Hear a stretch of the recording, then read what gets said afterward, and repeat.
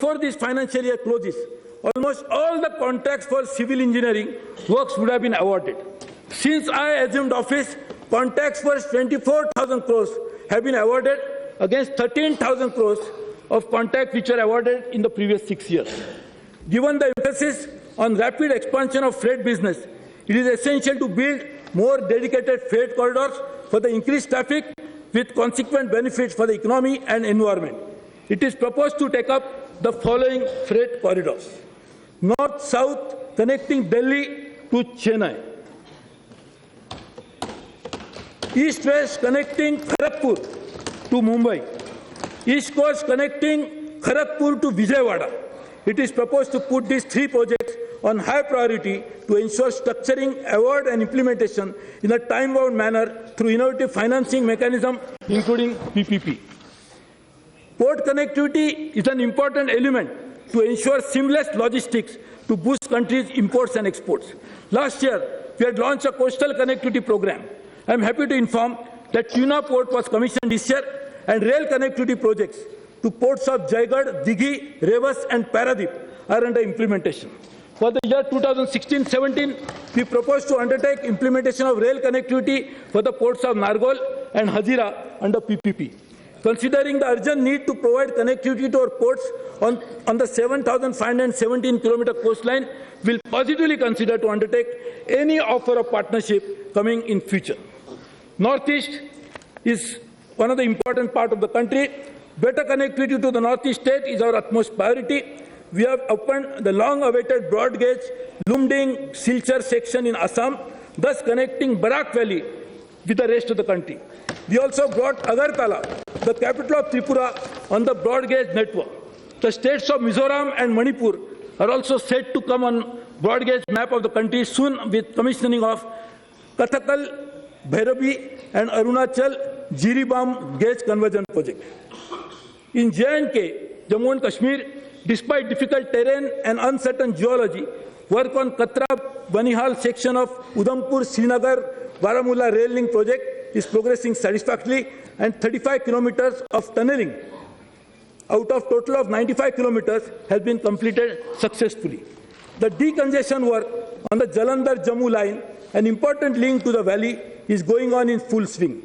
Doubling of 2 bridges will be commissioned by March 2016, in next month, while the other 2 bridges will be completed by 2016-17. Make in India. In keeping with our Prime Minister's emphasis on Make in India, we were able to finalize the bids for setting up of 2 loco factories with an order book of about 40,000 crores. These factories will create an ecosystem of many flourishing small and medium ancillary units which will get connected to the global supply chain. They will boost employment potential for the entire eastern region. We ran a bidding process that was absolutely transparent and the rates received were extremely competitive. We have since initiated a similar bid process for manufacture, supply and maintenance of train sets to be used for Rajdhani and Shatabdi services. It is proposed to increase the current procurement by 30%. Capacity building for the future. In the last 1 year, we have taken several measures to build the capacity of the organization to ensure readiness for the accelerated growth envisioned by us. The outcome of the exercise has resulted in increased absorption of capital expenditure and reduced project sanction cycle. Transparency is an important tenet of a government. Our mission is to ensure 100% transparency in all its operations. We have initiated the process of conducting recruitment online and are in the process now being replicated for all positions. Social media is also being used as a tool to bring transparency in our day-to-day working. All procurement, including procurement of work, has moved to the e-platform.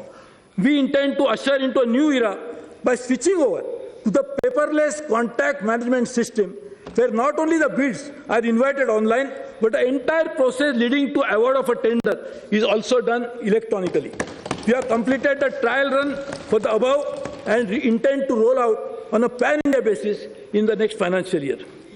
With a view to ensuring empowerment at functional level, I delegated to the zonal railways all tender and estimated related powers. However, my task is not yet complete and this process will go on. As a result of the above, we were able to ensure that a project gets sanctioned within a period of 6 to 8 months, a process which earlier used to take more than 2 years. With more delegation comes greater accountable assessment of performance and mid-term course correction. We have signed MOUs with some zonal railways where quantifiable targets on performance parameters were clearly laid out. This ensured resounding commitment from these railways in meeting their targets. We shall do it for all the zones in next year.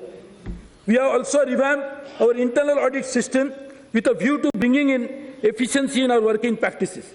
Specialized teams have been mandated to screen railway operations in specific areas to detect inefficiencies and prevent wastages.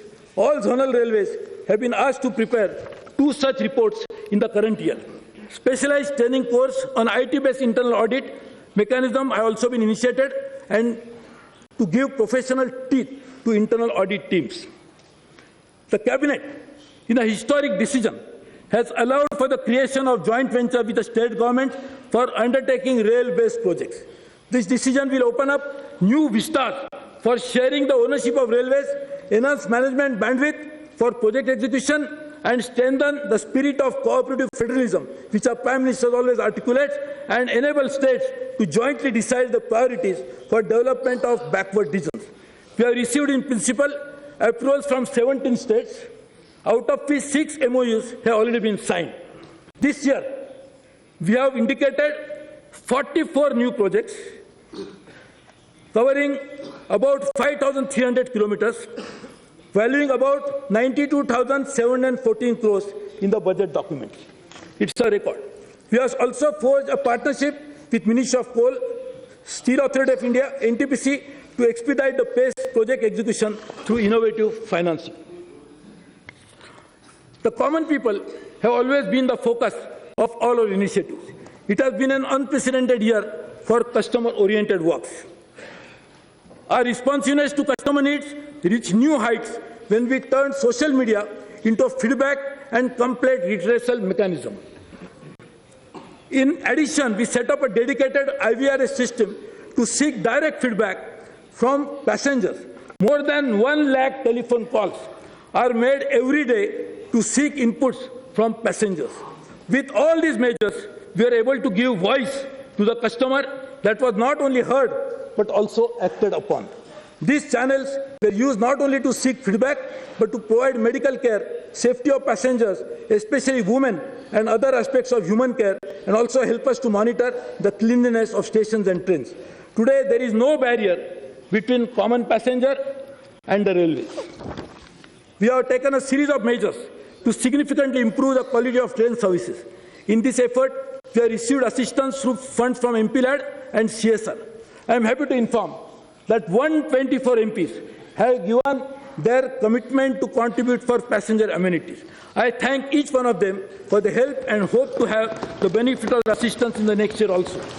We have generated 65,000 additional berths by augmenting 884 coaches. We installed 2,000 water vending machines at stations, provided mobile charging points in general class coaches, placed dustbins in all new non-AC coaches, enabled online booking of retiring rooms, set up mechanized laundries to provide clean and hygienic bed rolls. Disposable bed rolls are now available at select stations to all classes of passengers. Introduced a new train between Varanasi and Delhi, Mahamana Express, with modern refurbished coaches. In pursuance of our mission of Swachh Rail, Swachh Bharat, I am happy to inform the House that 17,000 bio-toilets in trains and additional toilets at 475 stations will be provided before the close of this financial year.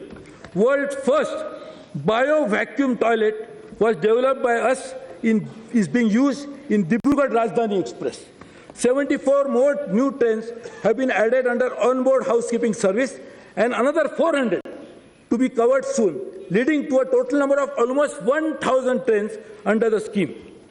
The punctuality performance of passenger train has been a matter of concern for several decades. We have a porous network which leads to rampant infiltration by humans and animals. Problems are compounded by congestion in tracks, terminal capacity constraint, and asset failures. The worst affected is the busy Ghaziabad to Mughal Sarai section, through Allahabad and Kanpur, which spreads across 3 zonal railways, thereby impacting the overall punctuality of the entire network. We initiated the audit of operations on this section to improve our performance.